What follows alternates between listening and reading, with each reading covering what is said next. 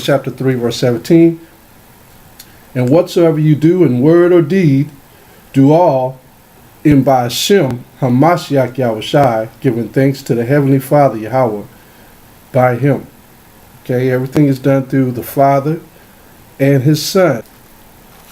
We're going to get into this topic. I want to go over this topic because the things that we're seeing in today's times are concerning, everything is always concerning us and the Most High's name. It's Pandora, what they would say in the Greek, it's Pandora's book. Meaning don't open it, because if you open it, it's too late. Everything's going to come out.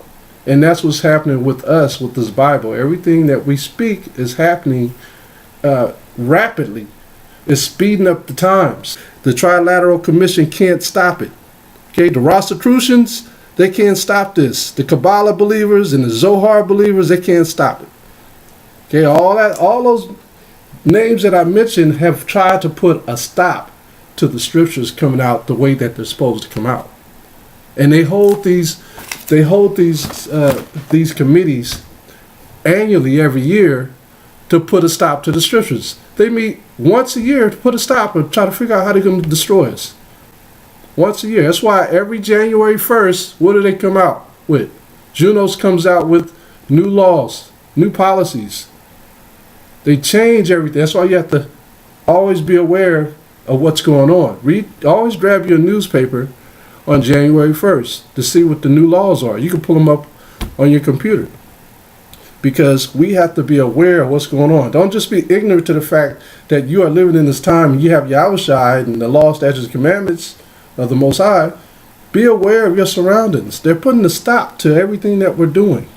They're inventing new names and inventing new labels to stamp on the Israelites, to keep us from believing and doing the things that we're doing, because they know that this is growing rapidly.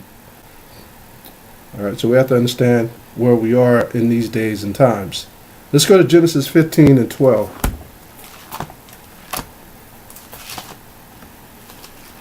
Genesis 15 and 12.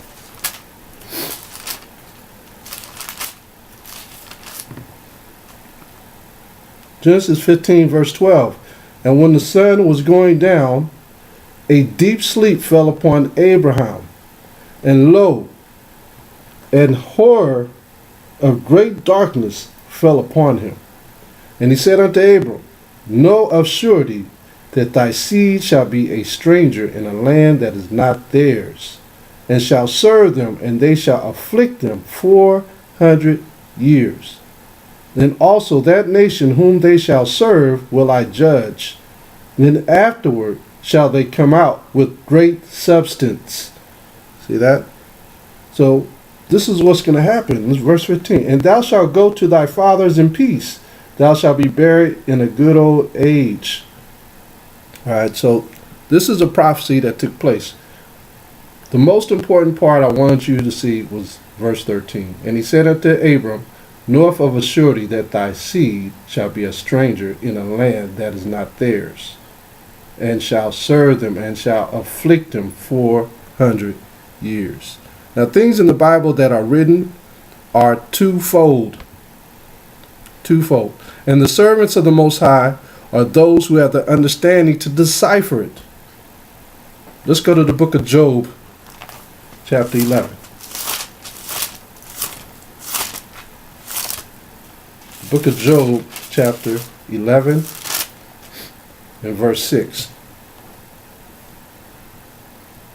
Book of Job, verse 11, verse 6. And it reads, And that he would show thee the secrets of wisdom, that they are double to that which is. All right, so the Most High has twofold. Things are double meaning. Understand that. Know therefore that the Most High exacteth of thee less than thine iniquity deserveth. So if you're an evil man, he may not show it to you at all. these meanings. He said with his wisdom, he's going to show these things to you. But nevertheless, it's all in double meanings, meaning present time and future time.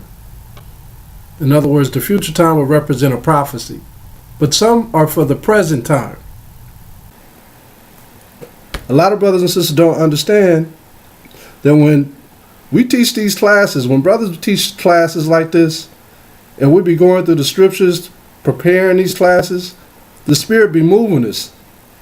But when that Spirit be moving you, you run into precepts that you can connect to other precepts. At the same time, you look for classes. You run into precepts like, oh, it's like a treat for you when you're going through the scriptures. Like, oh, wow, look at that precept. And you go back to the old precept and write down that precept next to that precept. It's like a goodie. The Most High blesses us with more precepts to get more understanding, okay, about these different meanings. And that's a blessing when the Most High does. That's when he rewards you with those little precepts so you can have better understanding of what's going on. That's why it's good to read the Bible daily. Let's go to Exodus chapter 2.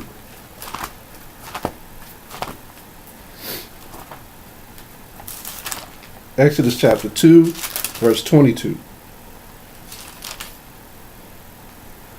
Exodus 2 and 22. And she bare him a son, and called his name Gershom. For he said, I have been a stranger in a strange land. Now this is Moses' wife who named her son Gershom. Right? Why? Because he was in a strange land. Just like Abraham had prophesied that his people would be in a strange land. We was in a strange land in Egypt. Now we're in another strange land. Okay? So this is one meaning of Egypt's bondage, being a strange land. Is there one more for America? Because this too is a strange land here in America. Let's go to Baruch in the Apocrypha. If you have an Apocrypha, we're going to go in the book of Baruch. Baruch is after Ecclesiasticus. Right after Ecclesiasticus. Baruch chapter 3. And let's start at verse 9. Baruch chapter 3, verse 9. And it reads, Hear, Israel, the commandments of life. Give ear to understand wisdom. How happeneth it, Israel, that thou art in thine enemy's land, that thou art waxen old in a strange country, that thou art defiled with the dead? To be defiled with the dead, meaning those who don't have any commandments in their heart, mind, and soul, they are dead to the Most High. Our brothers and sisters walking on the streets who don't know this truth, they're dead. Congregation of the dead, that's what they are. These churches don't keep the commandments but shout Yahweh all day long. Churches of the dead, congregations of the dead. All right? That's why it says that thou art defiled with the dead, that thou art counted with them that go down into the grave. You know, I don't want to be counted with these heathens. I don't want to be counted with brothers and sisters that go into the grave not knowing. You know, I want to be with my forefathers. Just like we just read in Genesis 15. Abraham rested with his forefathers. He rested with his fathers, right? Isaac rested with his father. Jacob and the 12 tribes did the same thing. So we are now, this day, still waxing old in a strange country. The Most High will bring all these heathens to ashes. You better prepare your mind for it, because that's what's going to happen in these days. This is what the prophets also saw, that we're able to see, are going to see. In the book of Baruch, let's stay in Baruch. Let's go to chapter 4 in the book of Baruch. And let's go to verse 31. This book of Baruch is deep. There's so many prophecies in this book. Y'all need to read this book more. Baruch chapter 4, verse 31. Miserable are they that afflicted you, and rejoiced at thy fall. Didn't they rejoice at us? Didn't they make merry? When you read Revelation chapter 11, they made merry that we were dead in the streets, where our Lord and Savior was crucified. How are they making merry? You see all these holidays, one after the next, after the next, after the next. All of these holidays are for our destruction. It's all on how they destroyed us. Every single holiday. Look at Thanksgiving. It's how they destroyed the natives. Look at Christmas. Same thing. It's how they destroyed our people over in England.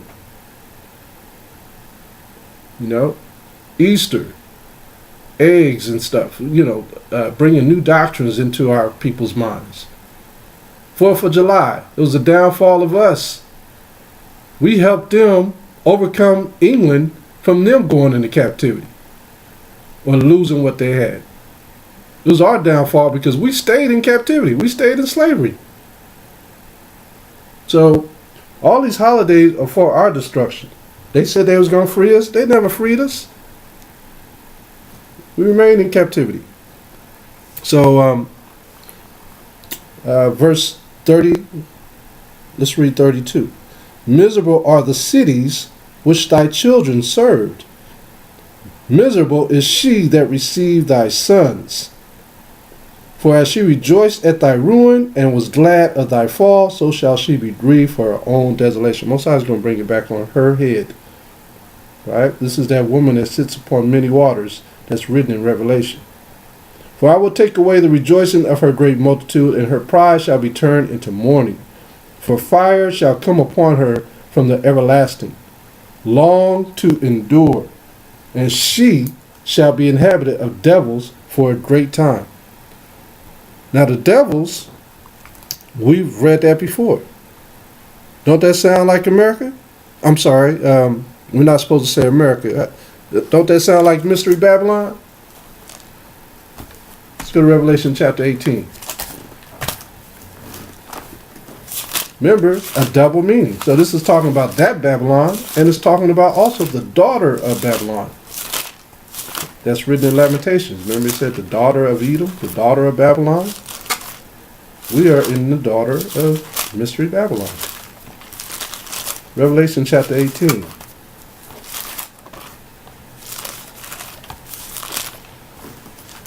Book of Revelation chapter 18.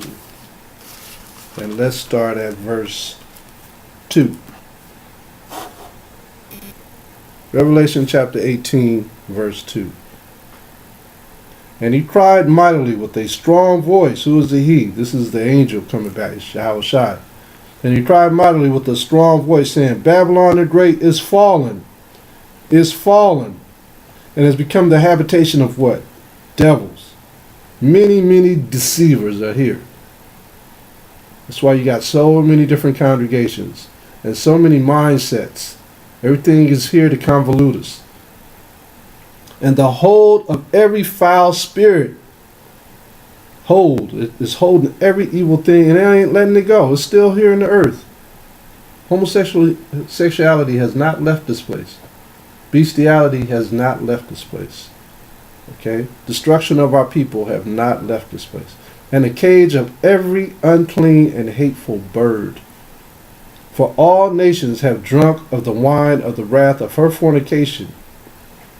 And the kings of the earth have committed fornications with her. And the merchants of the earth are waxed rich through the abundance of her delicacies. Where do most of our people shop at? Walmart. Some of us are wised up and stop shopping at Walmart because they lock up all the black products.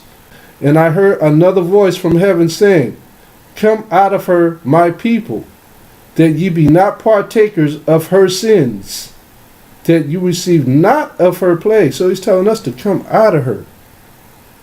Meaning stop keeping these stupid holidays in the ways of Babylon. For her sins have reached unto heaven, and the Most High hath remembered her iniquities. Just like in the first Babel, which is in Genesis chapter 11, that was called Babel, not Babylon, but it's marketed after what Babylon marketed after Babel.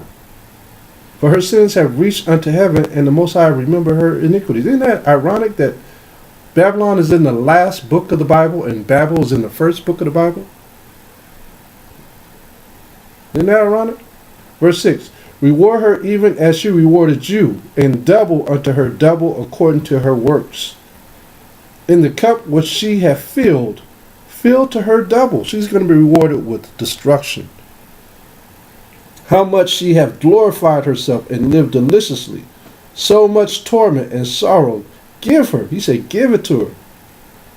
For she saith in her heart, I sit a queen, and am no widow, and shall see no sorrow. Now, isn't this what Nimrod said the same thing?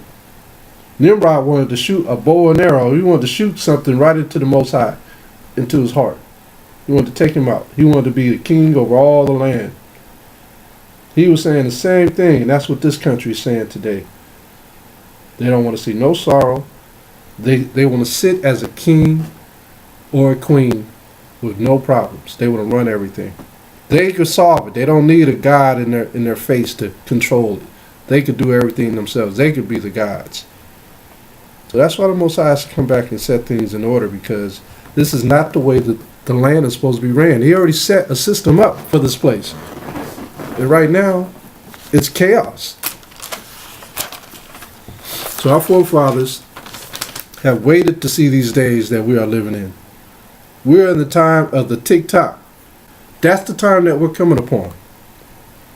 That tick-tock, where that bell's just going to ring. I want to take you brothers and sisters to Hebrews. The book of Hebrews. Now this is a beautiful book. I know things are hard to understand that Paul wrote, but when you read the book of Hebrews, it's pretty clear. Especially Hebrews chapter 11. Let's go to Hebrews 11 and let's go to verse 13. Hebrews 11 and 13. And it reads, I'll wait for you brothers and sisters to get there. Hebrews 11 and 13.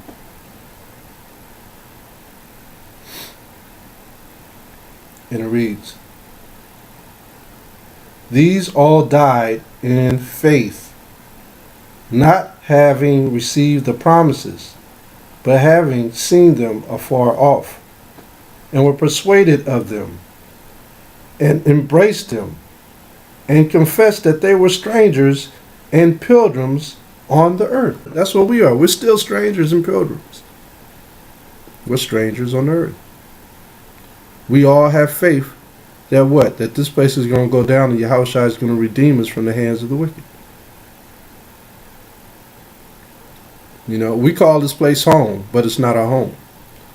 You know, brothers are prideful saying, oh, I'm from Houston, Texas, Dallas, Texas. I'm from Florida. I'm from Miami. I'm from California. I'm from New York City. I'm from Jersey, Baltimore, Arizona, Washington. I'm from Chicago. You know, these are not our houses. These are not our homes. We've gotten complacent on thinking that this is it. This is where we're supposed to be. Ooh, I got me a nice spot. I'm right in the city. I got stores up the street. I don't have to drive my car nowhere. I'm just going to get comfortable right here. You know, this is not a home. This is not the way it's supposed to be. We don't even understand the blessings that are going to come on us. We're going to have servants bringing the stuff. They try to make it accessible now. You could call some of these places. What they got, the Uber Eats, and they got the different things that deliver to you, Grubhub. They try to make you feel like a king in the strange land right now by having access at your fingertips. But this is not the way it's supposed to be. This is not the way. You think this is something? This ain't nothing. This ain't got nothing on the kingdom to come. Nothing. Let's go to Psalms 49.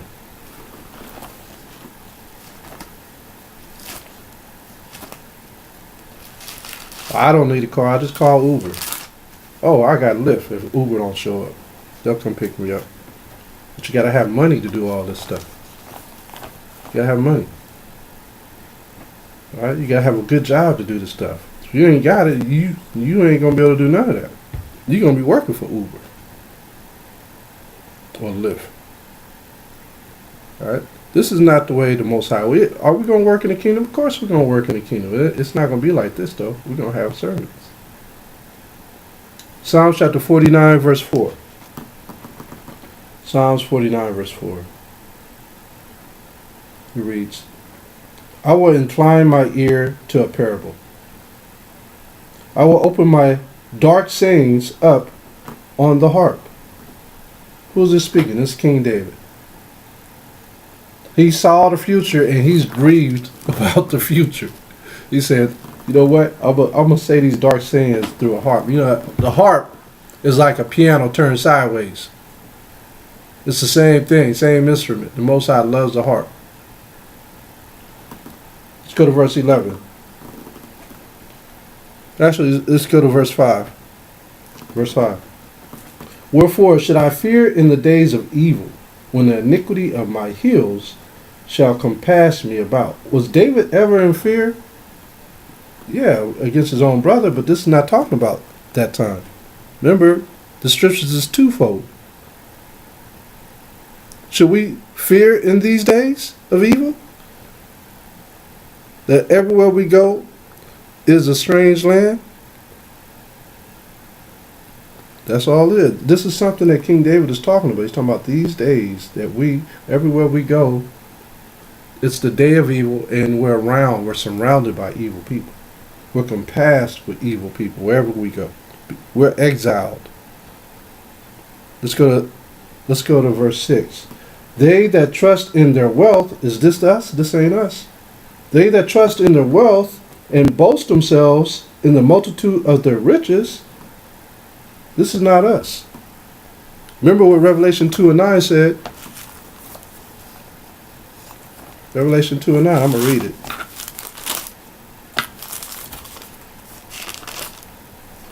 Revelation 2 and 9. It says, I know thy works and tribulation. See that? That's the evils that we're surrounded with. I know thy works and tribulation and poverty. But thou art rich. How are we rich? With the Spirit of the Most High. And I know the blasphemy of them which say they are Jews and are not, but are the synagogue of Satan. We got to be faithful throughout this whole time that we're here and serving the Most High. You never been through this type of tribulation until you came into the truth. You didn't see it. It's magnified now because you see what's going on. Before you saw it, but you didn't understand it. You ignored it before. But now you see it and you understand it. When you watch TV, when you hear about it, when other people tell you about, hey, did you see what just happened? Did you hear about this? Now you understand. Let's go to verse 11 in Psalms 49. Go back to Psalms 49. Psalms 49, verse 11. Their inward thought is that their houses shall continue forever. See that? And their dwelling places to all generations. They call their lands after their own names. Like I said, you say you're from California, New York, Philadelphia, Washington. You know, these places are called after their names, not yours. Houston, Texas. Who do you think Houston is called after? Houston, what is his name? They got highways and freeways behind him. I forget his first name. But in the state of Texas, you learn the history of Texas. And Houston was one of those guys who fought against the Mexicans. In the Alamo. Okay? Along with Davy Crockett, who was killed by the Mexicans. They got a folklore about how Davy Crockett was so strong and that he was king in the wild frontiers. Y'all remember that song growing up? You know, he was skin alligators alive, and you know, he was the toughest guy to walk the block in the Alamo. But in Mexico, they got authors who wrote about what happened to Davy Crockett. They caught Davy Crockett. They caught him, they strung him up, and they hung him. They beat him to death. Davy Crockett. Now, you'll never hear about that here in America. You never hear about that. They made him a hero here. But our people who do marvelous things in this country, they forget about them. They try to find something on them. Malcolm X is not a hero in this country. Martin Luther King is not really a hero for what he really stood for in this country today. They switched it around. It's all changed. You know, they name these places after their own names and after their children. So the Most High is showing us we are here, or we are where the prophets of the ancients said this is where we would be. This place called America. We're in the exact place that they prophesied about. The transatlantic slave trade, how did we get here? On ships. Why is the ships in the Bible saying that no man will buy us? Because you will be taken into captivity by way of ships. Slave ships. How about the Atlantic coast, the Atlantic Ocean? Does it prophesy about that? How we got tossed to and fro? Yes. Isaiah chapter 22. Let's go to Isaiah 22. Isaiah chapter 22, and let's drop down to verse 17. Isaiah 22 and 17. Behold, the Most High will carry thee away with a mighty captivity. Can you think of a mighty captivity ever in history before other than the transatlantic slave trade? That is the mightiest captivity ever. Everybody knows who are in other countries how we got here. It says, behold, the Most High will carry thee away with a mighty captivity, and will surely cover thee. What does it mean by cover thee? Job 9 and 24. How's he going to cover us? Hold that verse. Go to Job 9:24. We got to get it so it can stick in your head. That's why we're getting it, besides me just paraphrasing it. Job chapter 9, verse 24. The earth is given into the hands of the wicked. He covereth the faces of the judges thereof. So how did he cover us? He covered our faces. We were the judges of the earth. We were the kings of the earth. He covered our faces and told everybody we're nothing. If not, where and who is he? Yeah, where are we at? Nobody knows who we are. The heathens, when they see us, they just fringe up. As soon as they see us, they just like, oh, shoot, a black man. And they just stare at you. I get that all the time where I go. I be like, what are you staring at? They act like they ain't never seen a black man before. So if I get it, I know everybody else gets it. It could be out of fear. It could be out of, oh, who is he? Is he a superstar? Or is he a movie star? Or is he a criminal? It's like they lump you in. Why can't I just be a man that's just living, doing what I'm supposed to do? A righteous man. You know, they label out young men when they go out and about. If they're tall, oh, are you a basketball player? Why can't he be an intelligent young man? Why you got to put him with being a basketball star? He may not even play basketball. Or they look at an old man. He got grays on his face, grays on his head. Oh, you playing football? Are you a football player? This man is over 50. You accusing him of playing football? That's a young man's sport. These are the things they label us with. It's ridiculous. They think they're flattering us with it, but it's actually disrespectful. Very disrespectful. And this is why. They cover the judges thereof. We were known as being judges of the earth. People used to be in fear when we showed up because we stood for righteousness. We corrected them. They wanted to do right when they were around us. Now they plant evil in you. They think that we're just like the rest of our brothers who are not in the truth. Let's keep reading. Isaiah 49 verse 18. He will surely violently turn and toss thee like a ball into a large country. Where is that large country? Remember, this is a mighty captivity. Mighty captivity. There was not a mighty captivity that went into Europe. There was not a mighty captivity that went into China, Japan, Australia. The mighty captivity happened in the Americas, Brazil, okay, all the way up to the North Americas. That's the mighty captivity. It says, there shall you die. Have we left this place? We're still waxing old in this strange country. That's why the scriptures is twofold. When it says waxing old in a strange country, we're still in that country. There shalt thou die, and there the chariots of thy glory shall be the shame of thy power's house. What was the chariots of our glory?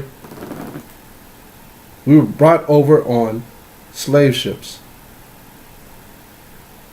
Okay? Those are the chariots of our glory now, because why? We're waking up. And we can say in our minds, Deuteronomy 28:68 says that we will go into captivity on slave ships. That's the chariots of our glory. Where are they at now? They destroyed all the slave ships. They don't want you to remember. They don't want your children to remember. They want to destroy it. The very thing they brought us over here in, they destroying it because they don't want you to know. This is something that they glorified in. Now the prophets are going to glorify in how we got here. In the waking up of our people.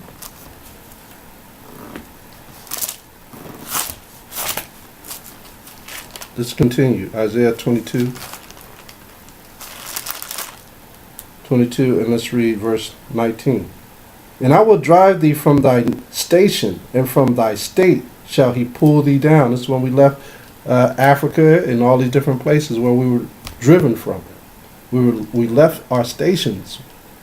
And it shall come to pass in that day that I will call my servant Eliakim, the son of Hilkiah. Okay, now a lot of brothers, they read that little part and they be like, man, this is Old Testament stuff. Eliakim and the son of. No, look up the word Eliakim or Eliakim. It means minister. This verse here is speaking of the resurrected Yahushua. Okay, that I will call my servant Eliakim, the son of Hilkiah, because he's likening himself to Eliakim, the king. And I will clothe him with thy robe, and strengthen him with thy girdle, and I will commit thy government into his hands. Yahushua is the government. He is the one that's going to carry this government on his shoulders. And he shall be a father to the inhabitants of Jerusalem, and to the house of Judah. You see that? This is what you have to understand. This is talking about our Savior, Hamashiach. You have to understand what he's saying here. And the key of the house of David will I lay upon his shoulder. So he shall open and none shall shut. Do you know anybody else who got the key of King David's house? Other than Yahushua? That's written in Matthew chapter 1. And he shall shut and none shall open. And I will fasten him as a nail in a sure place. He's going to be fastened upon a nail. He gave us a similitude when he got nailed on the tree. That was a similitude right there. And he shall be for a glorious throne to his father's house. And they shall hang upon him all the glory of his father's house, the offspring and the issue. Okay, the issue is us waking back up and keeping the commandments. That's what it is. That's the issue. Because when you look at military, I always go to the military thing. What is your issue? They give you state issue clothing, state issue hat, state issue shoes, military issue this, military issue car. So we already know we're the offspring, and we're getting our issue of being what? Israelites. Our garments, our clothing, our honor, our understanding of who we are, what we're supposed to do, the commandments. All vessels of small quantity, from the vessels of cups even to all the vessels of flagons. See, everything. In that day, saith the Most High of Hosts, shall the nail that is fastened in the sure place be removed, and be cut down and fall, and the burden that was upon it shall be cut off. For the Most High has spoken. This is coming back on us. This is our Savior. We were brought here to serve captivity, wake up from captivity, and go back to our Father. To come out of that stiff neckedness and that hard-headedness. So he prophesied while he was here like the prophets.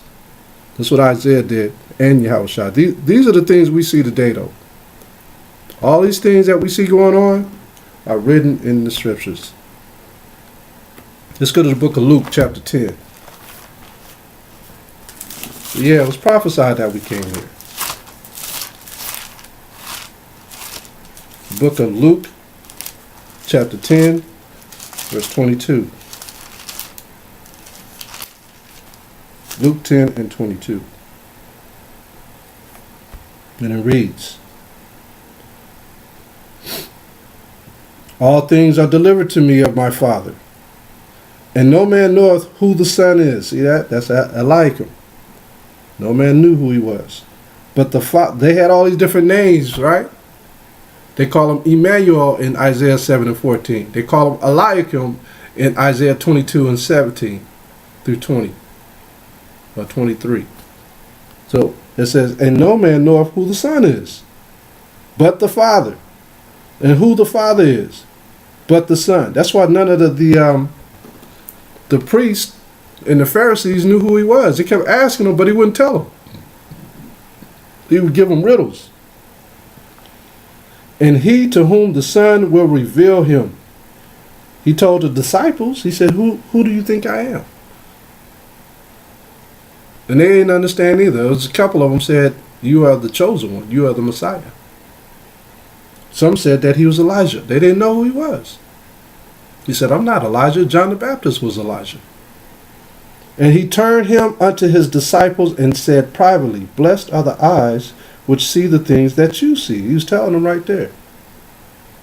For I tell you that many prophets and kings have desired to see those things which you see, and have not seen them, and to hear those things which you hear, and have not heard them. You see them too when you read this.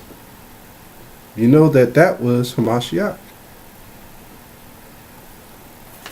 And he told the disciples who he was. Let's go to 2nd Ezra.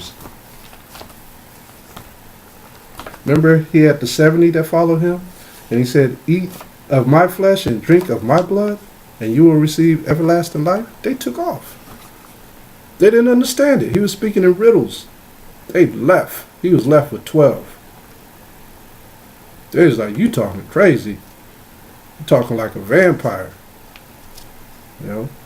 This is why a lot of our forefathers wrote these books like the Kabbalah and things like that, because they thought that he came in the likeness of Bacchus, but he was not of the festival of Bacchus. Why did they say that? Because they wanted him to eat his flesh. Remember during the time of Bacchus in the book of Maccabees, they were eating the flesh of swine and eating all these defiled things. You see? And let's go there real quick. I'm just talking, but let's go there and let's look at it. The Kabbalah is based off of those who don't believe in Hamashiach Yahushua.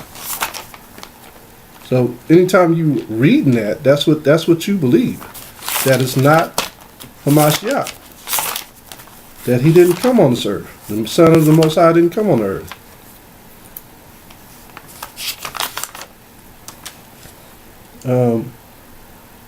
Yeah, 2nd Maccabees chapter 6. And let's drop down to verse 4. It reads, for the temple was filled with riot and reveling by the Gentiles, who dallied with harlots. It had to do with women within the circuit of the holy places.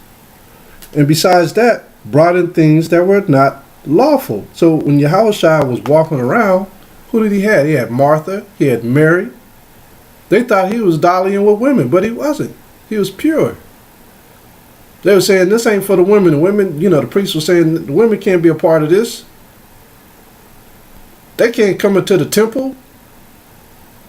That's why he said, tear down this temple and I'll rebuild it in 3 days. He's talking about the church, the people that was in the wilderness. The Pharisees didn't understand that. The altar also was filled with profane things, which the law forbiddeth. Neither was it lawful for a man to keep Sabbath days or ancient feasts, or to profess himself at all to be a Jew. And in the day of the king's birth, every month, they were brought by bitter constraints to eat of the sacrifices. See, the sacrifices was everything you could think of.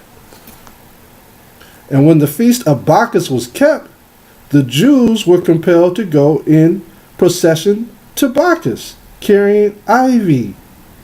All right, what did they do to Yahushua when he rode in on the ass? They said, Hosea, Hosea. It was, they had all their palms and ivy. So what did the priests think? They thought that he was a god of Bacchus. Because you got to understand, they had just came out of that war zone fighting the Greeks. So their minds is all messed up. It's just like us in America. We're all messed up. If we go into another country and have to learn something new, we're going to still have the mind concept of America. If we have been through a war, we will have the mind concepts of that war. So when Yahushua came after the Greeks, they thought that he was the king of Bacchus. Moreover, there went out a decree to the neighbor cities of the heathen by the suggestion of Ptolemy against the Jews that they should observe the same fashions and be partakers of their sacrifice. What did Yahushua say? He says, I am your sacrifice. I am the sacrifice of life. He was telling them to stop their sacrifices, right? And follow him. He's their sacrifice. They didn't understand that. He says the law of sacrifices is done away with. I'm here. See, this is why you have to know all the book. You got to know the book of Maccabees, or you'll never get it. You'll never understand it. Verse 9. And whoso would not conform themselves to the manners of the Gentiles should be put to death. Then might a man have seen the present misery. For there were 2 women brought who had circumcised their children, whom when they had openly led round about the city, the babes hanging at their breasts, they cast them down headlong from the wall. They were killing out. When Yahushua prophesied about what was going to happen, did it not happen? That Jerusalem would be trodden down? And that woe to those who suck on their mother's breasts, and their flight be in the wintertime? So we have to understand that, a lot of these things, we have to understand the history of the scriptures. Okay, let's go back to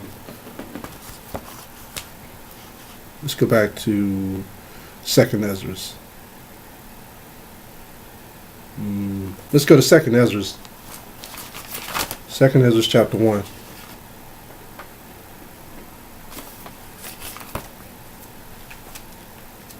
Second Ezra chapter 1 verse 33.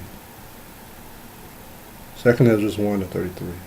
But now y'all understand why they don't believe in the Jews, in Yahushua.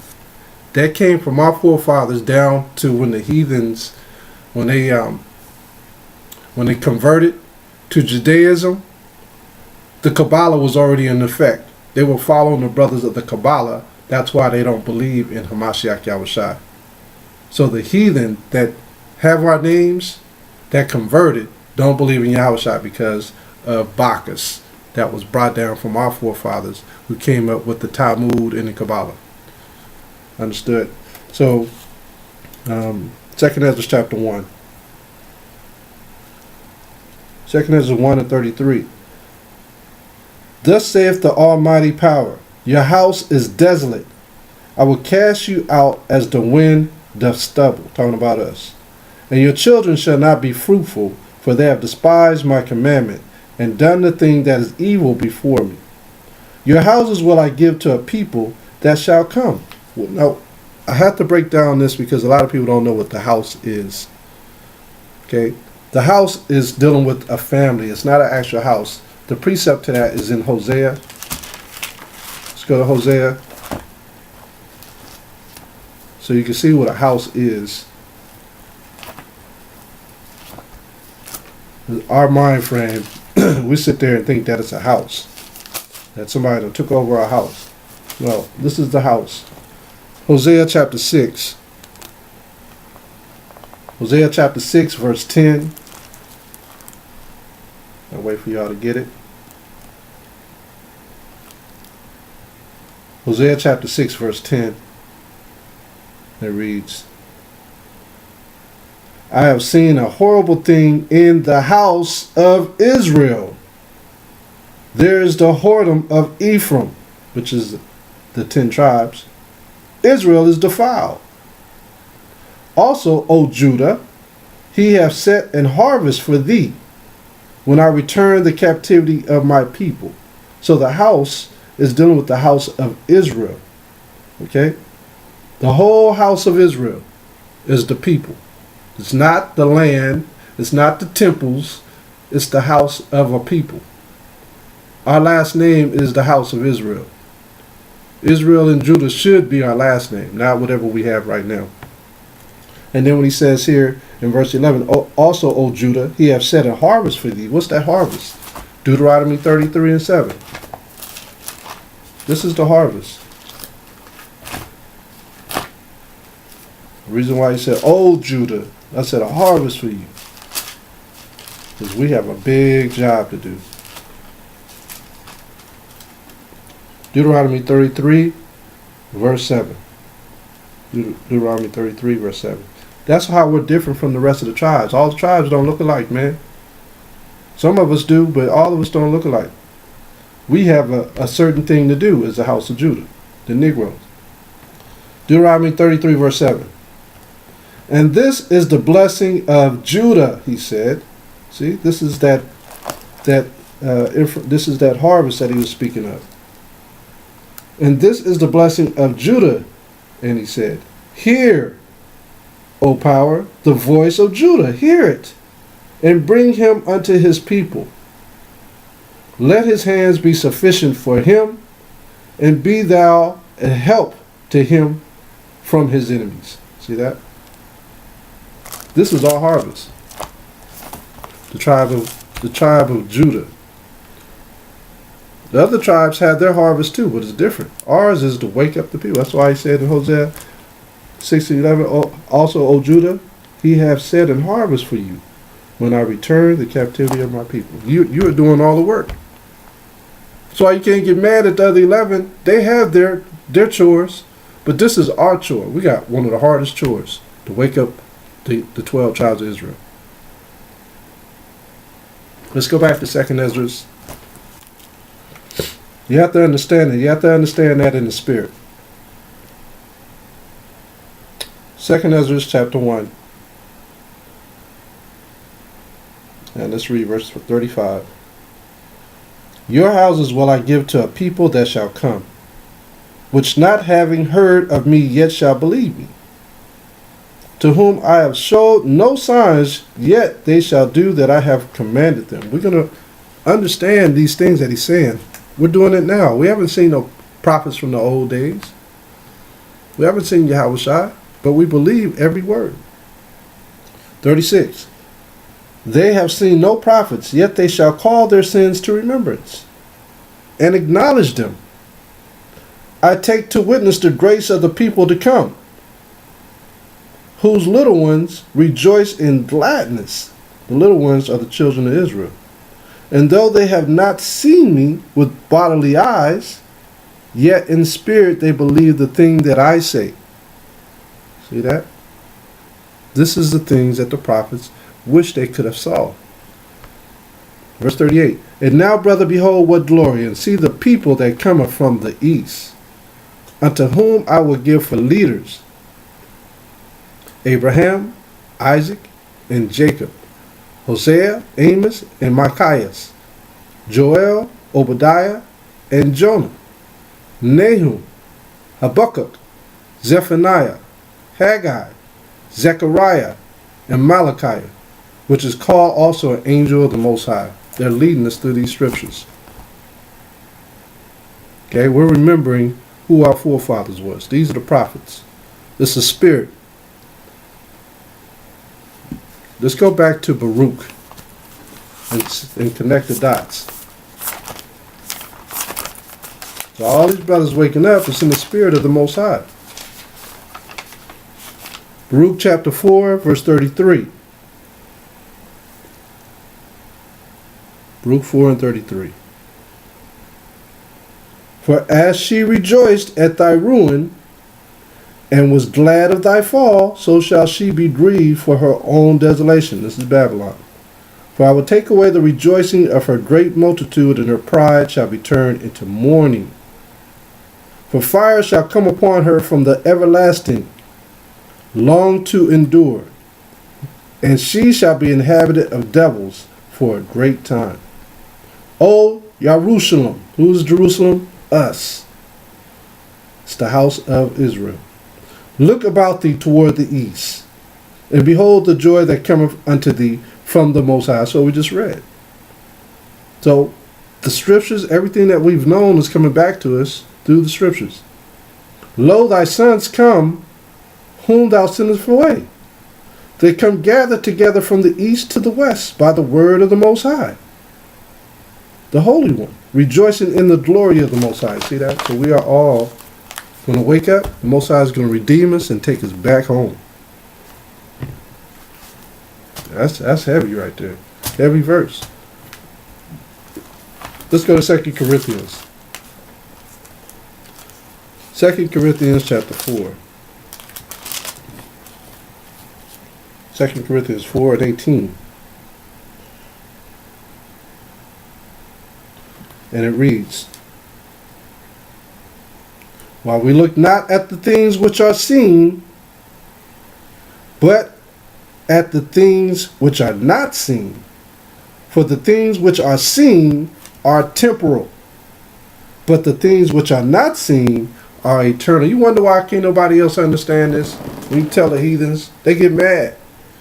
They don't want to hear that their system is going down. They don't want to hear that. You talking about that the Israelites are black? That right there pisses them off in itself. You show them that the angels in the book of Revelation is black, or in Ezekiel chapter 1, that the angels are that they're black, because it says that they're bronze too, and amber. Okay?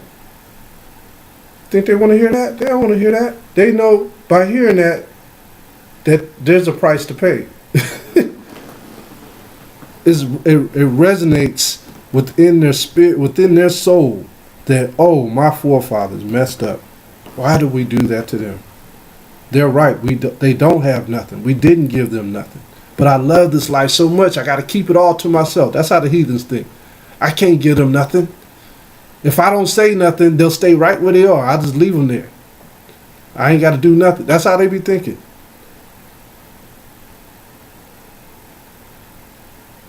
They don't even know the Most High is watching it all. They don't even know. Let's go to the book of John. They don't know that there's a blessing from helping Israel. Okay, to a certain degree. Okay, you look at our forefathers that was in Persia and the Medes, right? They got freed and went back home to rebuild the temple. Something happened where the king said, okay, I'm going to let these people go. Right? And all that's written in 1st Ezra. But then, as time went on, they got hindered by the heathen for 2 years. Space of 2 years, they got hindered by the heathen, trying to rebuild the kingdom of Jerusalem. They didn't do no work for 2 years because of hindrance by the heathen. Sounds familiar, don't it? Let's go to the book of John, chapter 8. The book of John, chapter 8, verse 56. Book of John, chapter 8, verse 56, and it reads, your father Abraham rejoiced to see my day, and he saw it, and was glad. Then said the Jews unto him, Thou art not yet 50 years old, and hast thou seen Abraham? Yahushua said unto them, Verily, verily, I say unto you, before Abraham was, I am. They didn't even know who he was. Then took they up stones to cast at him, but Yahushua hid himself and went out of the temple, going through the midst of them, and so passed by. He went through the back door and slid through the back of the crowd. They didn't even know he was going through them. They sitting there looking forward. He went right through them. Most High protected him. You know? Yahushua fit all the prophecies. You can't win the lottery that many times. He won the lottery like 100 times in one day on the prophecies that he fulfilled. Ain't that much luck in the world, except through the Most High. Let's go to 1 Peter.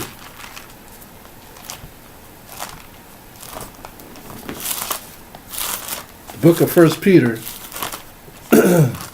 And let's go to verse 7. I can hear some verbiage in the back. If somebody could put the phone on mute, please. The water. 1 Peter chapter 1 verse 7. 1 Peter chapter 1 verse 7. That the trial of your faith, being much more precious than of gold that perish, though it be tried with fire, might be found unto praise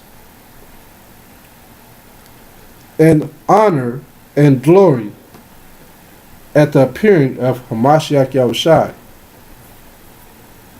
whom having not seen, ye love, in whom though now ye see him not. That Paul and that Peter, they something else how they write. Yet believing, ye rejoice with joy unspeakable and full of glory. These were some smart cats. You see how they put these words together? These are some very highly intelligent men. Highly intelligent. Y'all got to understand this. People act like, oh, they didn't know as much as we know today. Ain't nothing changed. People were smart then just like they're smart now. Just as smart. They were probably even smarter back then. You look at these scriptures, people still trying to unravel them. Still don't understand. Even some of the words that they use is just genius. You know, you can't put words together like this in a day. It's just genius. Esau tried to put words together to belittle us in policies and contracts to make us not understand, but he's doing that purposely to be malicious in his writings. Peter is writing in the spirit, and Paul, they're writing in the spirit. It's totally different. It just flows. Verse 9. Receiving the end of your faith, even the salvation of your souls, of which salvation the prophets have inquired. Receiving the end of your faith, even the salvation of your souls, of which salvation the prophets have inquired, and searched diligently, who prophesied of the grace that should come unto you. Searching, we're going to read down to verse 13, Akim. Searching what, or what manner of time the spirit of Hamashiach which was in them did signify, when it testified beforehand the sufferings of Hamashiach, and the glory that should follow. David, Solomon, Isaiah, they all prophesied what would happen to Yahushua. They said what he would look like. Isaiah talked about that. Said that he would be a tender root, that no one would, that there was no comeliness about him, that he wasn't handsome. Solomon talked about him. All right. King David talked about him being on the tree, being hung around with, being surrounded by the heathens. So it was already preached that he would come into the world and partake in the sufferings. Why couldn't they see it for what it was, that he was being crucified? All the miracles that he did. They actually knew. They didn't want to lose their clout. Talking about the Pharisees. They didn't want to lose, because he didn't do all the stuff around the Romans. He did it around the Israelites. All those miracles. They didn't want to lose their clout.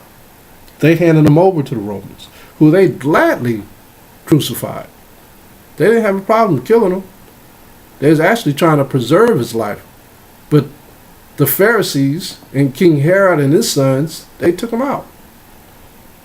Verse 12. Unto whom it was revealed that not unto themselves, but unto us, they did minister the things which are now reported unto you, by them that have preached the gospel unto you, with the Holy Spirit sent down from heaven, which things the angels desire to look into. The angels want to even look into this stuff. The angels don't even understand how these mysteries are going to unfold unless the Most High tells them. Remember what the angel in the book of Ezra told Ezra? He says, I can only give you a little bit, and I have to go back to the Father, and I return in 7 days and give you a little bit more. Even the angels don't know. The angels are just ready. But they don't know either. So these prophecies that we're reading about, this is the biggest mystery in the world that we're revealing and unfolding. It's beyond space and time, what we're unfolding. Verse 13.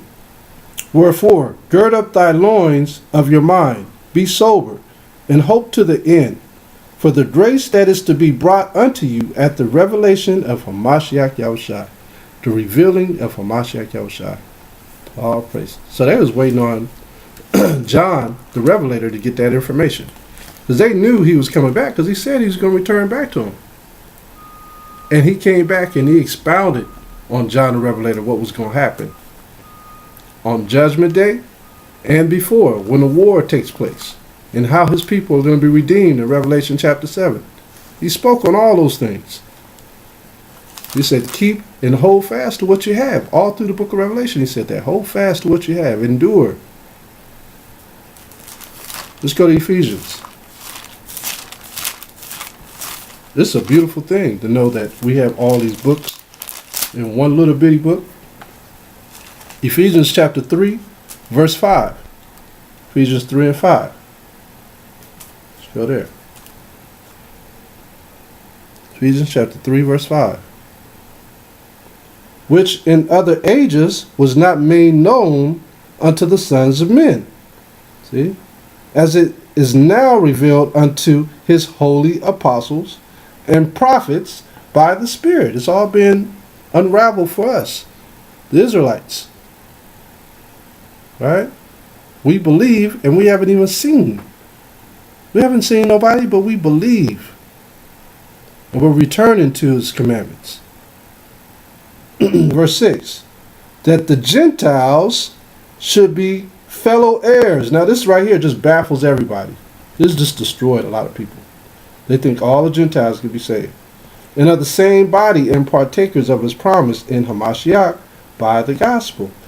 Now, it don't make sense to build the house without the people first. The people that was designated for that promise.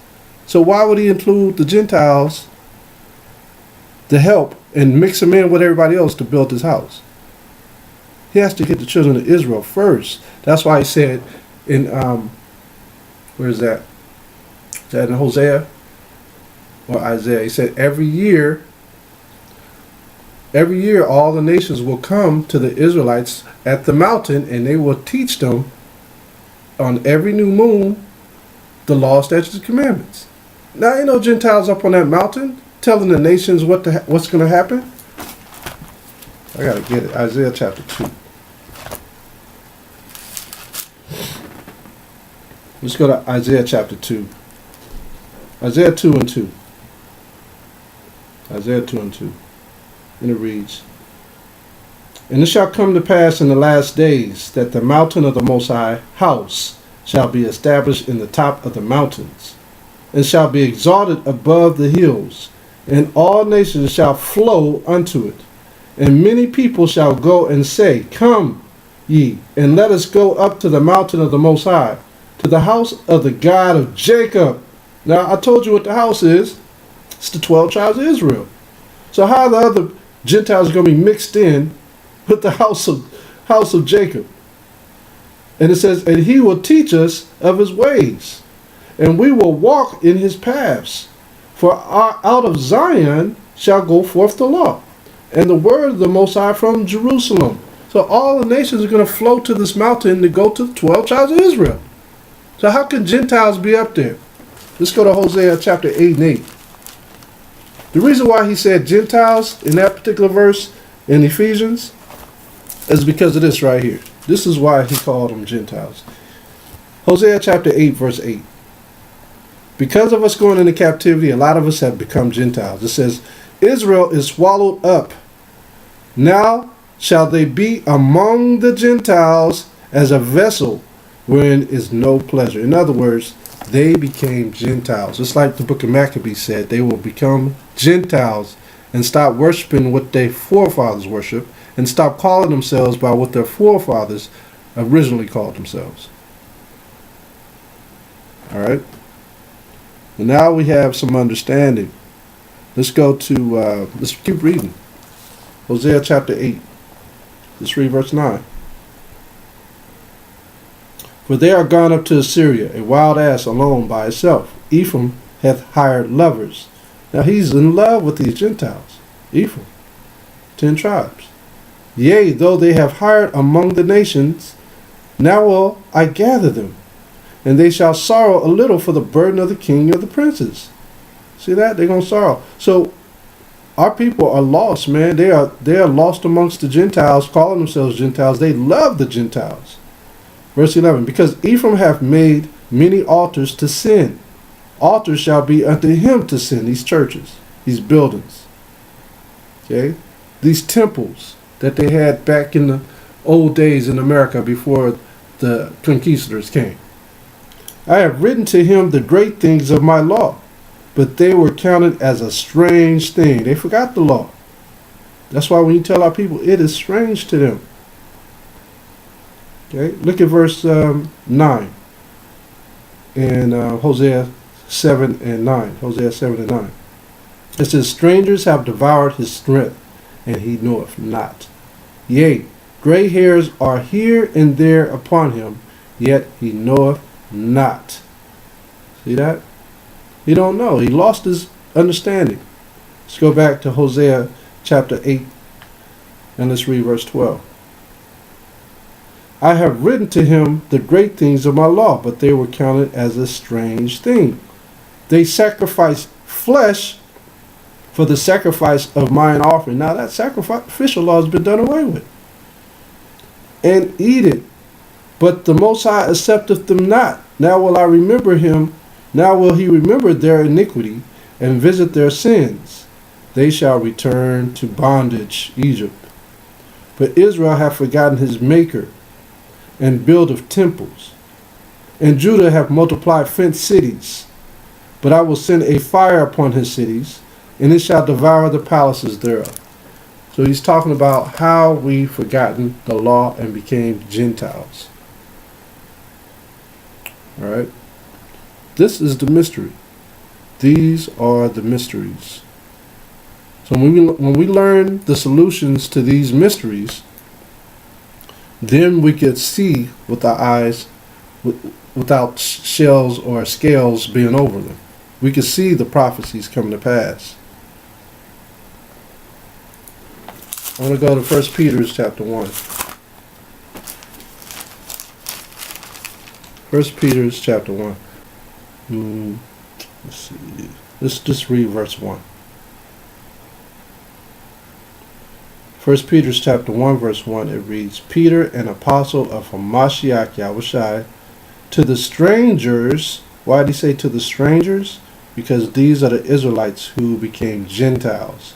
To the strangers scattered throughout Pontus, Galatia, Cappadocia, Asia, and Bithynia, elect according to the foreknowledge of the Most High, the Father, through sanctification of the Spirit unto obedience, and sprinkling of the blood of Hamashiach Yahushai, grace unto you and peace be multiplied. He's trying to wake up those people that are scattered, that are Israelites.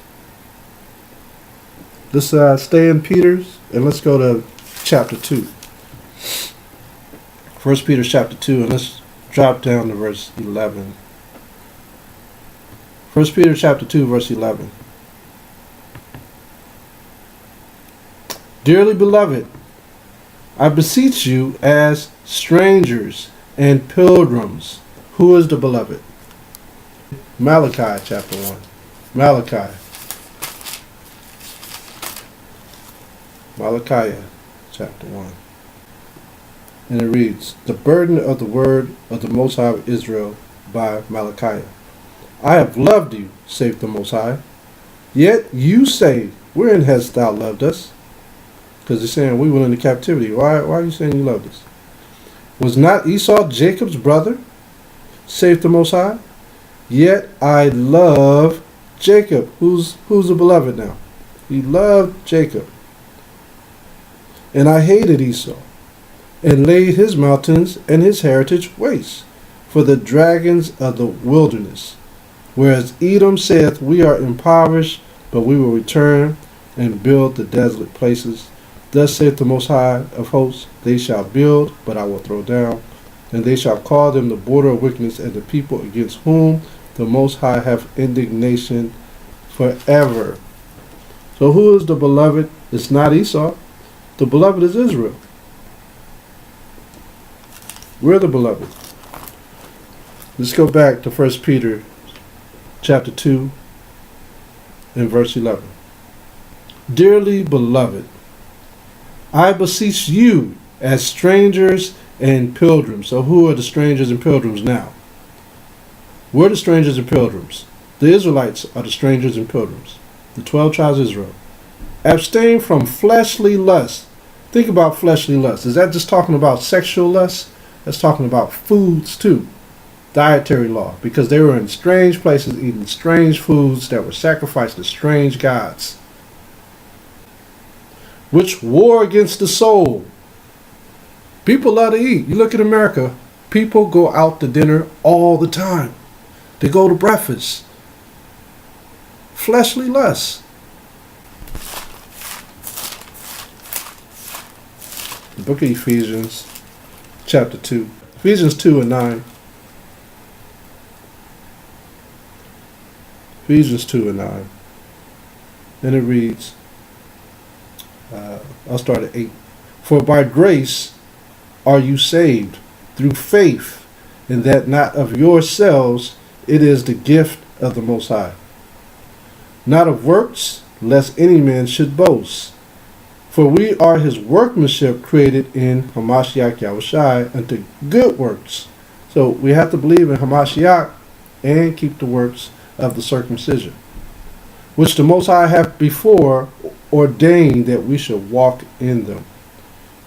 Okay, "Wherefore remember that ye being in time past Gentiles in the flesh," see, "who are called uncircumcision by that which is called the circumcision in the flesh made by hands, that at that time ye were without Hamashiach, being aliens from the commonwealth of Israel, and strangers from the covenants of promise, having no hope." Why they have no hope? Because they thought that they couldn't be saved because they had to sacrifice something. They were like, man, if I can't sacrifice this, I guess I'm just dead. I might as well become a Gentile. Ain't nobody going to forgive my abomination. I was a homosexual, and now I want to be regular again. I want to be a man of the Most High. You go to the priest, what's the law? Kill him. You know, he said he shall be destroyed if he's an abomination. So Yahushua came to break that yoke. You know, you have faith in the Most High by Shema Mashiach Yahushua through Christ, and then you keep the laws. You change. Without the Most High is in the world. Right? But now in Hamashiach Yahushua, ye who sometimes were far off are made near by the blood of Hamashiach. See that? This is what we have to do to gain everlasting life.